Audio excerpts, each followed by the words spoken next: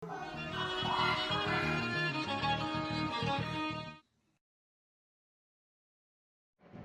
All, இன்றைக்கி என்ன collections பார்க்க போகிறோன்னா ப்ரீமியமான காட்டன் சாரீஸ் கலெக்ஷன்ஸ் பார்க்க போகிறோம். நம்ம தரையிலேருந்து வியூ பண்ணி வந்த சாரீஸ்.